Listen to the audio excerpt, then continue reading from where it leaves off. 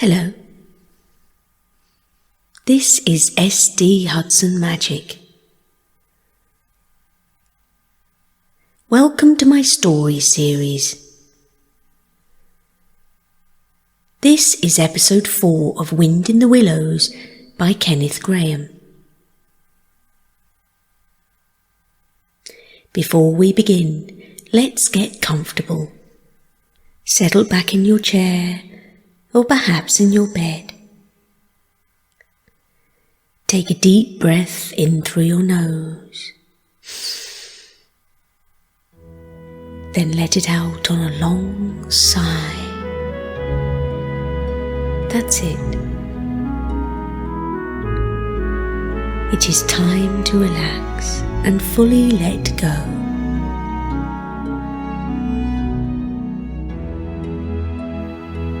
Listen to the words I speak and settle down, safe in the knowledge you can escape from all the busyness of the day.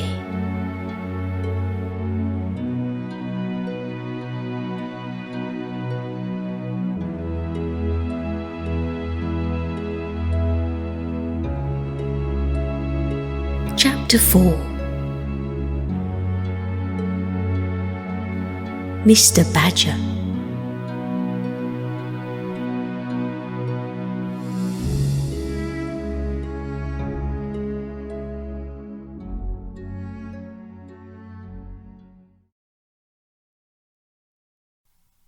They waited patiently for what seemed like a very long time, stamping in the snow to keep their feet warm. At last they heard the sound of slow, shuffling footsteps approaching the door from the inside. It seemed, as the mole remarked to the rat, like someone walking in carpet slippers that were too large for him and down at heel, which was intelligent of Mole because that was exactly what it was. There was the noise of a bolt shot back and the door opened a few inches, enough to show a long snout and a pair of sleepy, blinking eyes. "Now the very next time this happens," said a gruff and suspicious voice, "I should be exceedingly angry. Who is it this time, disturbing people on such a night? Speak up."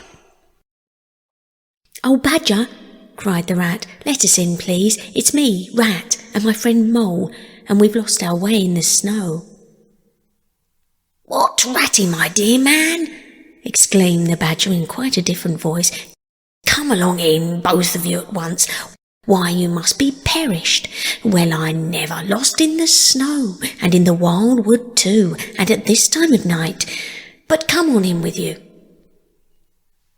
The two animals tumbled over each other in their eagerness to get inside, and heard the door shut behind them with great joy and relief. The Badger, who wore a long dressing gown, and whose slippers were indeed very down at heel, carried a flat candlestick in his paw, and had probably been on his way to bed when their summons sounded. He looked kindly down on them and patted both their heads. "This is not the sort of night for small animals to be out," he said paternally. "I'm afraid you've been up to some of your pranks again, Ratty. But come along, come into the kitchen. There's a first-rate fire there, and supper and everything." He shuffled on in front of them, carrying the light, and they followed him, nudging each other, in an anticipating sort of way, down a long, gloomy, and to tell the truth, decidedly shabby passage, into a sort of central hall, out of which they could see dimly other long tunnel-like passages branching, passages mysterious and without apparent end. But there were doors in the hall as well, stout, oaken, comfortable-looking doors. One of these the Badger flung open, and at once they found themselves in all the glow and warmth of a large firelit kitchen. The floor was well-worn red brick, and on the wide hearth burnt a fire of logs between two attractive chimney corners tucked away in the wall, well out of any suspicion of draught. A couple of high-backed settles facing each other on either side of the fire gave further sitting accommodation for the socially disposed. In the middle of the room stood a long table of plain boards, placed on trestles with benches down either side. At one end of it, where an armchair stood pushed back, were spread the remains of the Badger's plain but ample supper. Rows of spotless plates winked from the shelves of the dresser at the far end of the room, and from the rafters overhead hung hams, bundles of dried herbs, nets of onions, and baskets of eggs. It seemed a place where heroes could fitly feast after victory, where weary harvesters could line up in scores along the table and keep their harvest home with mirth and song, or where 2 or 3 friends of simple tastes could sit about as they pleased and eat and smoke and talk in comfort and contentment. The ruddy brick floor smiled up at the smoky ceiling. The oaken settles, shiny with long wear, exchanged cheerful glances with each other. Plates on the dresser grinned at pots on the shelf, and the merry firelight flickered and played over everything without distinction. The kindly Badger thrust them down onto a settle, to toast themselves at the fire, and bade them remove their wet coats and boots. Then he fetched them dressing gowns and slippers, and himself bathed the mole's shin with warm water and mended the cut with sticking plaster till the whole thing was just as good as new, if not better. In the embracing light and warmth, warm and dry at last, with weary legs propped up in front of them, and a suggestive clink of plates being arranged on the table behind, it seemed to the storm-driven animals now in safe anchorage that the cold and trackless wildwood just left outside was miles and miles away, and all that they had suffered in it a half-forgotten dream. When at last they were thoroughly toasted, the Badger summoned them to the table, where he had been busy laying a repast. They had felt pretty hungry before, but when they actually saw at last the supper that was spread for them, really it seemed only a question of what they should attack first, when all was so attractive, and whether the other things would obligingly wait for them till they had time to give them attention. Conversation was impossible for a long time, and when it was slowly resumed, it was that regrettable sort of conversation that results from talking with your mouth full. The Badger did not mind that sort of thing at all, nor did he take any notice of elbows on the table or everybody speaking at once. As he did not go into society himself, he had got an idea that these things belonged to the things that didn't really matter. We know, of course, that he was wrong and took too narrow a view, because they do matter very much, though it would take too long to explain why. He sat in his armchair at the head of the table and nodded gravely at intervals as the animals told their story. And he did not seem surprised or shocked at anything, and he never said, "I told you so," or "just what I have always said," or remarked that they ought to have done so and so, or ought not to have done something else. The mole began to feel very friendly towards him. When supper was really finished at last, and each animal felt his skin was now as tight as was decently safe, and that by this time he didn't care a hang for anybody or anything, they gathered round the glowing embers of the great wood fire and thought how jolly it was to be sitting up so late, and so independent, and so full. And after they had chatted for a time about things in general, the Badger said heartily, "Now then, tell us the news from your part of the world. How's old Toad going on?" "Oh, from bad to worse," said the Rat gravely, while the Mole, cocked up on a settle and basking in the firelight, his heels higher than his head, tried to look properly mournful. "Another smash-up only last week, and a bad one. You see, he will insist on driving himself, and he's hopelessly incapable. If he'd only employ a decent, steady, well-trained animal, pay him good wages and leave everything to him, he'd get on all right. But no, he's convinced he's a heaven-born driver, and nobody can teach him anything, and all the rest follows." "How many's he had?" inquired the Badger gloomily. "Smashes or machines?" asked the Rat. "Oh, well, after all, it's the same thing with Toad. This is the 7th. As for the others, you know that coach house of his? Well, it's piled up, literally piled up to the roof with fragments of motor cars, none of them bigger than your hat. That accounts for the other 6, so far as they can be accounted for. He's been in hospital 3 times, put in the Mole, and as for the fines he's had to pay, it's simply awful to think of. Yes, and that's part of the trouble, continued the Rat. Toad's rich, we all know, but he's not a millionaire, and he's a hopelessly bad driver, and quite regardless of law and order. Killed or ruined, it's got to be one of the 2 things sooner or later. Badger, we're his friends. Oughtn't we to do something? The Badger went through a bit of hard thinking. Now look here, he said at last, rather severely. Of course, I can't do anything now. His 2 friends assented, quite understanding his point. No animal, according to the rules of animal etiquette, is ever expected to do anything strenuous or heroic or even moderately active during the off-season of winter. All are sleepy, some actually asleep. All are weather-bound, more or less, and all are resting from arduous days and nights, during which every muscle in them has been severely tested and every energy kept at full strength. Very well then, continued the Badger, but when once the year's really turned, and the nights are shorter and halfway through them one rouses and feels fidgety and wanting to be up and doing by sunrise if not before, Both animals nodded gravely. They knew.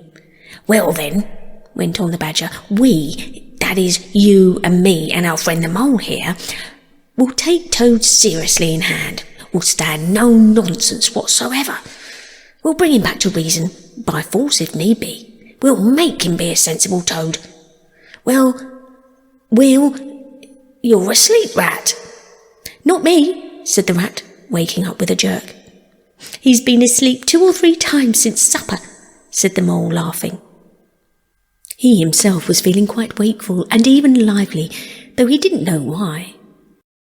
The reason was, of course, that he being naturally an underground animal by birth and breeding, the situation of Badger's house exactly suited him and made him feel at home. While the Rat, who slept every night in a bedroom the windows of which opened onto a breezy river, naturally felt the atmosphere still and oppressive. Well, it's time we're all in bed, said the Badger, getting up and fetching flat candlesticks. Come along, you 2, and I'll show you your quarters, and take your time tomorrow morning. Breakfast at any hour you please. He conducted the 2 animals to a long room that seemed half bedchamber and half loft. The Badger's winter stores, which indeed were visible everywhere, took up half the room. Piles of apples, turnips and potatoes, baskets full of nuts and jars of honey. But the 2 little white beds on the remainder of the floor looked soft and inviting, and the linen on them, though coarse, was clean and smelt beautifully of lavender, and the Mole and the Water Rat, shaking off their garments in some 30 seconds, tumbled in between the sheets in great joy and contentment. In accordance with the kindly Badger's injunctions, the 2 tired animals came down to breakfast very late next morning, and found a bright fire burning in the kitchen, and 2 young hedgehogs sitting on a bench at the table eating oatmeal porridge out of wooden bowls. The hedgehogs dropped their spoons, rose to their feet, and ducked their heads respectfully as the 2 entered. There, sit down, said the Rat pleasantly, and go on with your porridge. Where have you youngsters come from? Lost your way in the snow, I suppose? Yes, please, sir, said the elder of the 2 hedgehogs respectfully. Me and little Billy here, we was trying to find our way to school. Mother would have us go, was the weather ever so, and of course we lost ourselves, sir, and Billy he got frightened and took and cried, being young and faint-hearted, and at last we happened up against Mr. Badger's back door, and he made so bold as to knock, sir, for Mr. Badger, he's a kind-hearted gentleman, as everyone knows. I understand, said the Rat, cutting himself some rashers from a side of bacon, while the Mole dropped some eggs into a saucepan. And what's the weather like outside? You needn't sir me quite so much, he added. Oh, terrible bad, sir, terrible bad the snow is, said the hedgehog. No going out for the likes of you gentlemen today." "Where's Mr. Badger?" inquired the Mole as he warmed the coffee pot before the fire. "The master's gone into his study, sir, and he said as to how he was going to be particularly busy this morning, and on no account was he to be disturbed." This explanation, of course, was thoroughly understood by everyone present. The fact is, as already set forth, when you live a life of intense activity for 6 months in the year, and of comparative or actual somnolence for the other 6, during the latter period you cannot be continually pleading sleepiness when there are other people about or things to be done. The excuse gets monotonous. The animals well knew that Badger, having eaten a hearty breakfast, had retired to his study and settled himself in an armchair with his legs up on another, and a red cotton handkerchief over his face, and was being busy in the usual way at this time of the year. The front door bell clanged loudly, and the rat, who was very greasy with buttered toast, sent Billy, the smaller hedgehog, to see who it might be. There was a sound of much stamping in the hall, and presently Billy returned in front of the otter, who threw himself on the rat with an embrace and a shout of affectionate greeting. "Get off!" spluttered the rat, with his mouth full. "Thought I should find you here all right," said the otter cheerfully. "They were all in a great state of alarm along River Bank when I arrived this morning. Rat never been home all night, nor Mole either.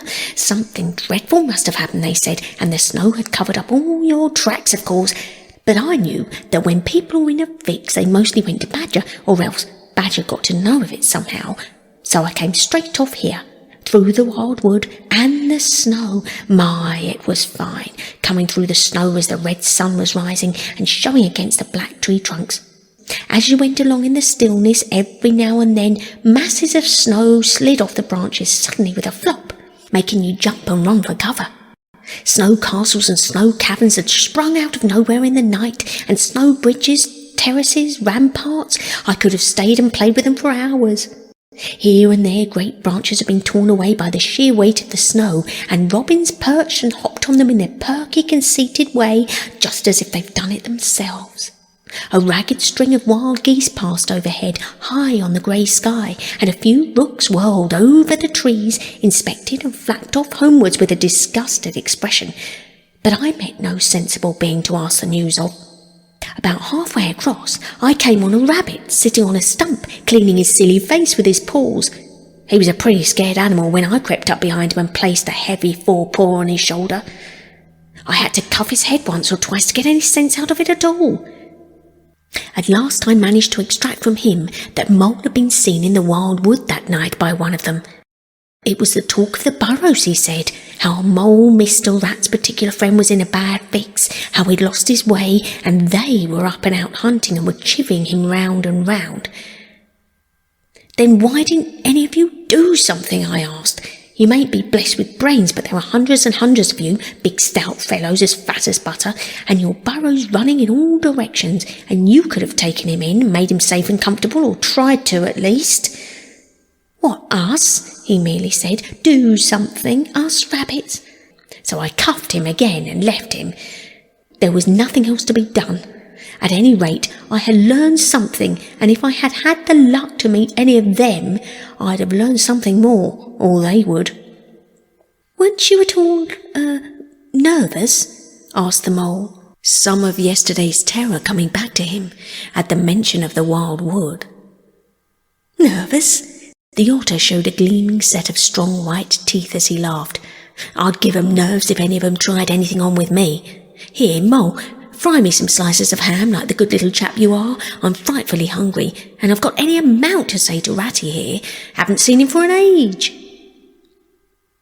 So the good-natured Mole, having cut some slices of ham, set the hedgehogs to fry it, and returned to his own breakfast, while the otter and the rat, their heads together, eagerly talked river shop, which is long shop, and talk that is endless, running on like the babbling river itself.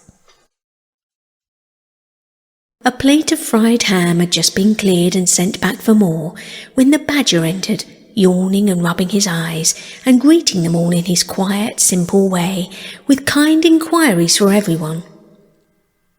"It must be getting on for luncheon time," he remarked to the otter. "Better stop and have it with us. You must be hungry this cold morning." "Rather," replied the otter, winking at the mole. "The sight of these greedy young hedgehogs stuffing themselves with fried ham makes me feel positively famished."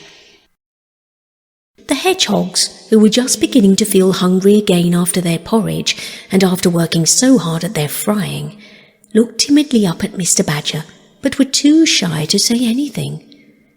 "Here, you two youngsters be off home to your mother," said the Badger kindly. "I'll send someone with you to show you the way. You won't want any dinner today, I'll be bound." He gave them 6pence apiece and a pat on the head, and they went off with much respectful swinging of caps and touching of forelocks. Presently they all sat down to luncheon together.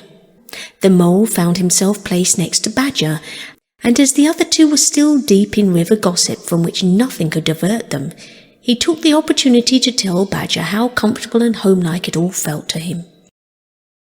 "Once well underground," he said, "you know exactly where you are. Nothing can happen to you, and nothing can get to you. You're entirely your own master, and you don't have to consult anybody or mind what they say. Things go on all the same overhead, and you let 'em and don't bother about them. When you want to, up you go, and there the things are waiting for you." The Badger simply beamed on him. "That's exactly what I say," he replied. "There's no security or peace and tranquillity except underground. And then, if your ideas get larger and you want to expand, why, a dig and a scrape and there you are. If you feel your house is a bit too big, you stop up a hole or two, and there you are again. No builders, no tradesmen, no remarks passed on you by fellows looking over your wall, and above all, no weather. Look at Rat now. A couple of feet of floodwater, and he's got to move into hired lodgings. Uncomfortable, inconveniently situated, and horribly expensive. Take Toad. I say nothing against Toad Hall, quite the best house in these parts, as a house. But supposing a fire breaks out, where's Toad? Supposing tiles are blown off, or walls sink or crack, or windows get broken, where's Toad? Supposing the rooms are draughty, I hate draught myself, where's Toad? No, up and out of doors is good enough to roam about and get one's living in, but underground to come back to at last, that's my idea of home." The mole assented heartily, and the Badger in consequence got very friendly with him. "When lunch is over," he said, "I'll take you all around this little place of mine. I can see you appreciate it. You understand what domestic architecture ought to be, you do." After luncheon, accordingly, when the other two had settled themselves into the chimney corner and had started a heated argument on the subject of eels, the Badger lighted a lantern and bade the mole follow him. Crossing the hall, they passed down one of the principal tunnels, and the wavering light of the lantern gave glimpses on either side of rooms, both large and small. Some mere cupboards, others nearly as broad and imposing as Toad's dining hall. A narrow passage at right angles led them into another corridor, and here the same thing was repeated. The mole was staggered at the size, the extent, the ramifications of it all, at the length of the dim passages, the solid vaultings of the crammed store chambers, the masonry everywhere, the pillars, the arches, the pavements. "How on earth, Badger," he said at last, "did you ever find time and strength to do all this? It's astonishing." "It would be astonishing indeed," said the Badger simply, "if I had done it. But as a matter of fact, I did none of it. Only cleaned out the passages and chambers as far as I had need of them. There's lots more of it, all round about. I see you don't understand, and I must explain it to you.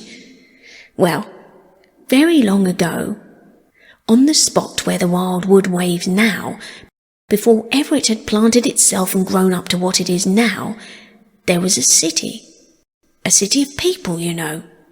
Here, where we're standing, they lived, and walked, and talked and slept and carried on their business. Here they stabled their horses and feasted. From here they rode out to fight or drove on to trade. They were a powerful people and rich and great builders. They built to last, for they thought their city would last forever. "But what has become of them all?" asked the Mole. "Who can tell?" said the Badger. "People come, they stay for a while, they flourish, they build, and then they go. It's their way. But we remain. There were badgers here, I've been told, long before that same city ever came to be. And now there are badgers here again. We're an enduring lot, and we may well move out for a time, but we wait, and are patient, and back we come. And so it will ever be." "Well, and when they went at last, those people?" said the Mole. "When they went," continued the Badger, "the strong winds and persistent rains took the matter in hand, patiently, ceaselessly, year after year. Perhaps we badgers too, in our small way, helped a little, who knows? It was all down, down, down, gradually, ruin and levelling and disappearance.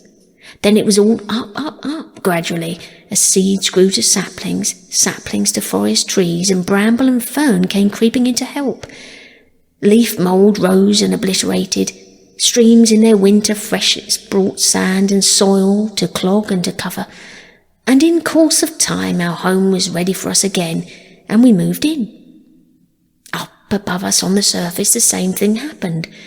Animals arrived, liked the look of the place, took up their quarters, settled down, spread and flourished. They didn't bother themselves about the past. They never do. They're too busy. The place was a bit humpy and hillocky, naturally, and full of holes, but that was rather an advantage. And they don't bother about the future, either. The future where perhaps the people will move in again, for a time as well may be. The wild wood is pretty well populated by now, with all the usual lot, good, bad and indifferent, I name no names. It takes all sorts to make a world, but I fancy you know something about them yourself by this time." "I do indeed," said the Mole with a slight shiver. "Well, well," said the Badger, patting him on the shoulder, "it was your first experience of them, you see. They're not so bad really, and we must all live and let live. But I'll pass the word round tomorrow, and I think you'll have no further trouble. Any friend of mine walks where he likes in this country, or I'll know the reason why." When they got back to the kitchen again, they found the Rat walking up and down, very restless. The underground atmosphere was oppressing him and getting on his nerves, and he really seemed to be afraid that the river would run away if he wasn't there to look after it. So he had his overcoat on and his pistols thrust into his belt again. "Come along, Mole," he said anxiously as soon as he caught sight of them. "We must get off while it's daylight. Don't want to spend another night in the wild wood again." "It'll be all right, my fine fellow," said the Otter. "I'm coming along with you, and I know every path blindfold, and if there's a head that needs to be punched, you can confidently rely on me to punch it." "You really needn't fret, Ratty," added the Badger placidly.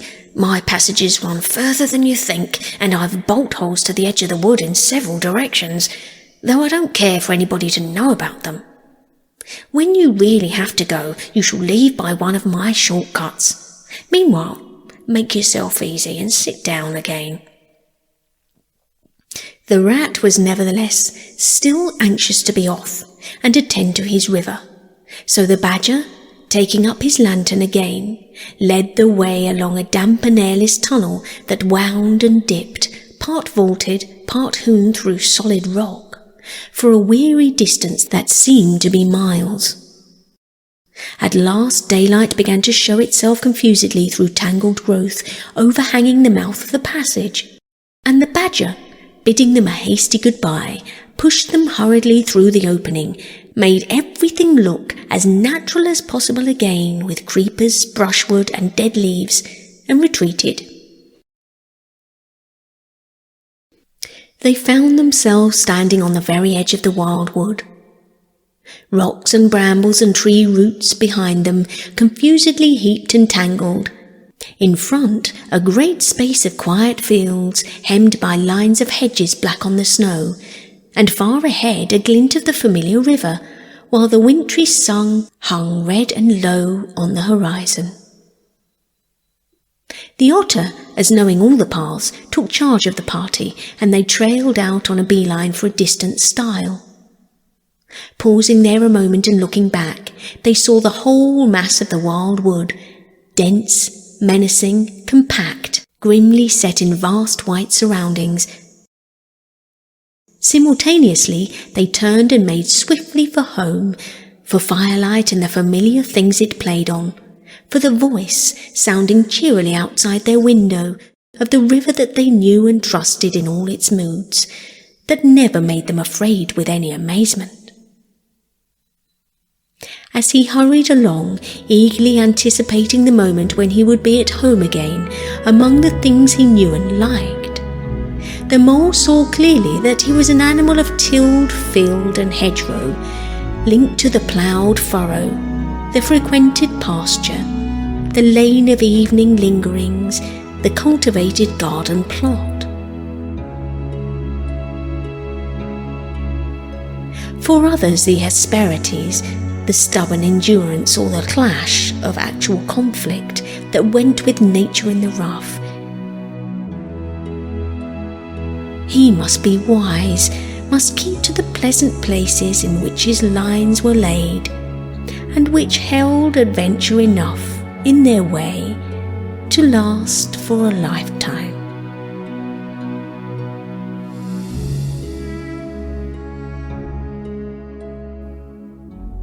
End of chapter 4.